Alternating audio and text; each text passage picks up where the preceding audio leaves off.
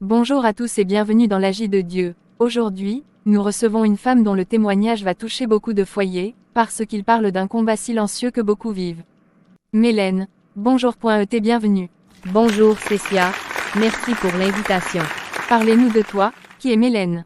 Je suis une mère de 3 enfants, une femme active, une chrétienne engagée. Je vais à l'église, je prie, je jeûne, j'aime Dieu sincèrement. Mais malgré tout ça, je vivais quelque chose que je n'arrivais pas à contrôler. J'étais très colérique. C'était fréquent. Oui, et ça me faisait souffrir. Parce que je savais que ce n'était pas la volonté de Dieu. La Bible dit dans Jacques 1 verset 20, « La colère de l'homme n'accomplit pas la justice de Dieu. » Et moi, j'étais là, à aimer Dieu, mais incapable de maîtriser certaines réactions. Je pouvais passer une belle journée, être calme, souriante, et en un instant, tout changer. Et il y avait quelque chose de particulier, une heure précise. Oui, c'est ce qui m'a vraiment choqué.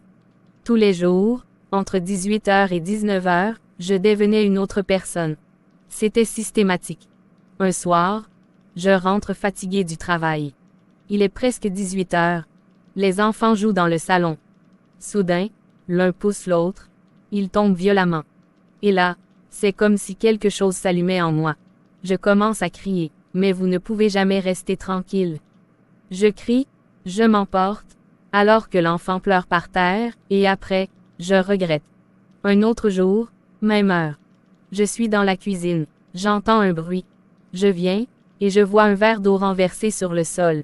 Ce n'était rien, mais à ce moment-là, c'était comme une explosion en moi. Je me mets à crier très fort, vous allez me rendre folle. Les enfants se taisent, ils ont peur.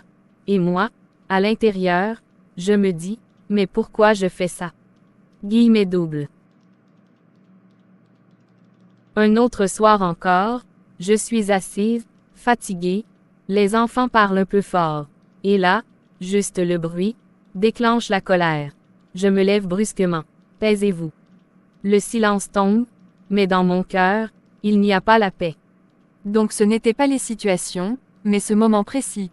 Exactement, et je me suis dit, Seigneur, ce n'est pas normal, un soir, j'ai craqué.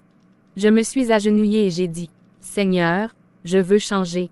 Je ne veux plus blesser mes enfants. Aide-moi. Cette nuit-là, j'ai fait un rêve. J'ai vu comme un feu qui entrait en moi à 18h, et qui me poussait à crier. Quand je me suis réveillée, j'ai compris que je devais prendre position. Le lendemain, il est 17h50. Je sens déjà une tension monter. Mais cette fois, je parle.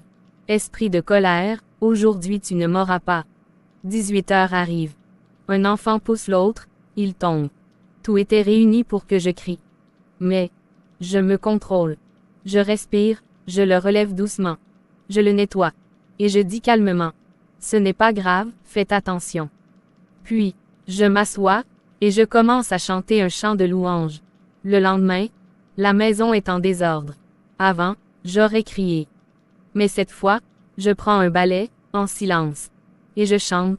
Seigneur tu es bon, et la colère, ne vient pas. 3e jour, les enfants font du bruit. Je ferme les yeux, et je dis doucement. Saint-Esprit, aide-moi, et au lieu de crier, je souris. Et petit à petit, cette colère est partie. La Bible dit dans Galates 5 verset 16, « Marcher selon l'esprit, et j'ai compris que je devais choisir l'esprit. » Aujourd'hui, qu'est-ce que vous diriez à quelqu'un qui vit la même chose? Je dirais 3 choses. 1. Prends conscience tant que tu refuses de voir, rien ne change. 2. Décide de changer. La délivrance commence par une décision. 3. Remplace. Ne lutte pas dans le vide. Remplace la colère par la louange. Remplace les cris par la prière. La Bible dit dans Jacques 4 verset 7. Résistez au diable, et il fuira. Et aussi dans Romains 12 verset 21. Surmonte le mal par le bien. Seigneur Jésus, je te recommande toute personne qui lutte avec la colère. Viens briser ses chaînes. Donne la paix intérieure. Donne la maîtrise de soi. Que toute oppression cesse maintenant, au nom de Jésus. Amen. Vraiment merci beaucoup pour cette prière. Merci Mélène pour ce témoignage puissant. Si ce message t'a parlé, like, partage, abonne-toi et n'oublie jamais, quand Dieu agit, la vie change. Au revoir, et à bientôt.